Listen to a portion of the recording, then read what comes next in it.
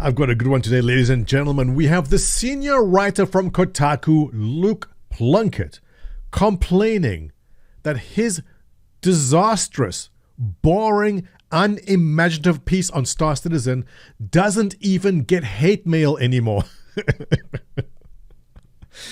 Can't wait to dig into this. All right, Luke, how do you do? First thing, I scooped this headline 2 days before he actually wrote this. This was written November 22nd. On November 19th, I wrote, just scooping the inevitable $400 million raised, but there is no game. BS headlines that will start coming out shortly. 2 days later, there is that exact headline. Hey, Kotaku, if you're looking for a real journalist, a senior writer, I am available. Obviously, I am better than your senior writer because I can predict the headlines before they actually happen. So I think it's actually a lot more to dig into beyond that. So he's saying he didn't get the hate mail anymore, so he wants to amplify the message to get it out. He wants to see the fighting and interaction. Now look, there's a lot of reasons for this. I don't want to dig in too deeply, but essentially, it's great for the algorithm when there's a lot of comments and feedback, and nothing generates more comments than fighting.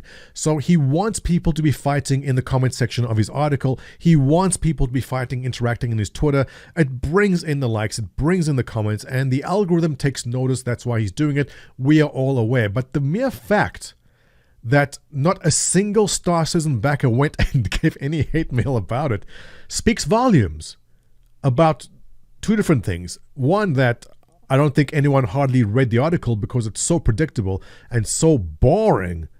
There's nothing new that he brings to the table that will make anyone go and read it, that people just didn't bother reading it. I think probably did very, very badly as far as articles go with regard to traffic he might have generated. So he's trying to amplify the message, get people more engaged, get people to fight. And I think the Star Citizen community, for the most part, is... he's right. The faithful are exhausted. So let's ignore the part where he's saying that you're faithful as if you're some part of some religion or cult. That's boring and old also. And exhausted. He's right. He's very correct. Star Citizen backers are exhausted. They're exhausted about the constant flow of feces from people that name themselves journalists. Well, I don't know. I'll confess I haven't read... I'm not familiar with his articles. The only one I've read is basically this one from Star Citizen. Maybe he's a good writer, but not in this particular case. But it is exhausting. I think Star Citizen backers simply just don't care anymore. Back in 2015, when the article said there's 100 million raised and there's no game, all right. Half a year later, there's 150 million raised, but there's no game. Getting boring. 200 million raised, there's no game. Boring. 250 raised, there's no game. Boring. 300 million raised, there's no... All right, listen. We've had it. It's enough. No one cares. We don't care. Backers don't care. The question is, if I was a journalist, why? Why don't Star Citizen backers care? How do they keep supporting the game if there is no game? That is the question that you as a journalist should be asking yourself. Or they simply resigned to their fates. This is, again, old and busted, boring meme about 90 days top. The game's going to flop in 90 days. They're going to run out of money in 90 days. Same old boring nonsense. That is why no one bothered to read his articles. That's why no one bothered to comment. And that's why no one even bothered to send any hate mail. But one thing I hate that these journalists do is that they seem to lump everyone under one umbrella, right? Every gaming community has its degenerates in it. We know that. Now, do the 2 or 3 very rude, very angry people represent the entire gaming community? Absolutely not. But you see journalists do this all the time. They'll say Call of Duty players are racist and attacking me for something, where it was just like 2 or 3 people. But they say, well, if those 2 or 3 people are playing Call of Duty and they are being racist, so therefore the entire community must be very racist. Well, hey, it's Call of Duty. Maybe it is. But this is what they'll do with Star Citizen also. So he goes, I don't get hate mail. And now when he'll get some reaction, he'll go, see? You see that? That's what he's going to do. But before you comment to him, just be aware. He tries to nail you with this first. He goes, hello. If the first 2 words in your Twitter bio are Star Citizen, then I'm sorry to inform you that your takes on Star Citizen are not going to be taken seriously in this year of our Lord 2021. What a hot take. Basically, let me translate that for you into normal language. He's saying your knowledge about Star Citizen is as good as his ignorance. That's what he's saying. A Star Citizen backer, someone who follows the game and keeps up with the news and understands what's happening in the game development, your knowledge is as good as his ignorance. In fact, if you label yourself Star Citizen fan in any way, your opinions don't count, because then whatever you say, all the knowledge you may have or think you have, is not as good as me, Luke Plunkett's ignorance. What a stupid take. Ridiculous. And you are the senior writer? It is so weird. And I'm going to reiterate this. I'm going to mention this again.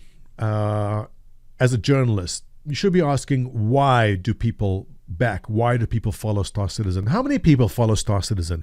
Is the game really dying? Well, we don't have actual numbers of how many people are playing right now, but what we can do is go onto Twitch and basically see how many people are watching the game to gauge kind of where it lies. So let's see in what kind of neighborhood Star Citizen lies. Well, Minecraft, CSGO, Grand Theft Auto, and Amaranth doing ASMR probably are all in the top neighborhood up here, as you would expect, right? Call of Duty Warzone, Fortnite, Dota, Apex, World of Warcraft, Halo Infinite, New Arrival, very nice. Halo Infinite doing very, very nicely. Let's go down a bit further. Now, I know Star Citizen lies around the 4 to 6,000 range. New World, a new MMO, that's where it lies over there. PUBG, all right. Overwatch. Let's go DayZ. Let's go a bit further down. We're getting there. Bear with me. Here we are. Sea of Thieves. Mwah, wonderful game. 6,000 viewers. Warframe. 5,800 viewers. Good neighborhood up here. Dark Souls 2. Yes. Black Desert Online. Amazing. Skyrim. Awesome. What? Why?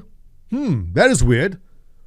Why is Star Citizen, a game very much in alpha, not even out yet, getting as many viewers in the same neighborhood as Sea of Thieves, Dark Souls 2, Black Desert, Skyrim, Dark Souls, Among Us, Destiny 2, which is an amazing game, highly polished, a lot of fun? Why is Star Citizen in alpha getting more views than Destiny 2? That is the question I am asking as a journalist. Not that you have to resign to its fate that is doomed. Why is Star Citizen getting as many views as those games? And the answer is this, and I mentioned this yesterday, all right? Look, pay attention. Here we are. In r/gaming, this thread came up, and the question was this. Anyone else lost passion to game, or is it just me? Games just don't hit the same anymore. You guys in your mid-20s, your 30s, your 40s, your 50s, you know exactly what I'm talking about, right? For me personally, let me draw from my experience, it was Fallout 3. Fallout 3, when you exit the vault for the very first time and the vault opens up and there's this huge open world RPG just unraveling in front of you, that for me was peak gaming, because I'd never experienced an open world RPG before, and it blew me away. And I keep chasing that feeling. I keep chasing that spark. I want that again. Skyrim gave that to me. There's been a couple of games here and there, but nothing actually hits the same. You guys know what I'm talking about, right? Let's read some of these comments here. I'll get to my point. Top comment, I'm 34, still gaming, but I've moved to indie games. Not bad, he's right. Same, I'm 31, but the older I get, the less interested I am in AAA. Pay attention now. Next comment. The AAA titles today simply aren't what they used to be. I game every day with passion, but it's not the same. I blame the games. What is it that every single person in this Reddit thread wants? What do they want? Do they want reskinned FIFA? Do they want the next expansion to Modern Warfare? What is it they're looking for? I know what they're looking for. I think every single backer in Star Citizen knows what they're looking for. And there is one single game developer that is working on creating a game which is pushing the limits, pushing the boundaries, and making that game which we all want. And we know they are doing it because we're in the alpha right now and we're trying it. We're playing it today. It's not Cyberpunk, where the game will be released and it's a big surprise that something was wrong. It's not that. It's not Fallout 76, where the game comes out full of bugs and it's a big shock. We are in the alpha today, seeing what they're doing, and there are 5,000 people watching it right now, and there are 100,000 people supporting the game. So what is it that we all know that Luke doesn't? And this is a challenge to you, Kotaku, and your writers. Instead of slamming something which is a thing that gamers want and a thing that the industry needs, take the goddamn 20 minutes it takes to do some research and understand why it is that $400 million was raised. Instead of trying to make it up in your mind and instead of saying, well, you got to be crazy or you have to resign, the fate's going to flop, stop making stuff up. Take the 5 goddamn minutes and try and understand why something is happening that you don't understand, and I think you'll be pleasantly surprised. Anyways, ladies and gentlemen, let's leave it there. Luke Plunkett, feel free to reach out. I'm always available to you. And with that, thumbs up, subscribe, you know the drill. Catch you in the next one.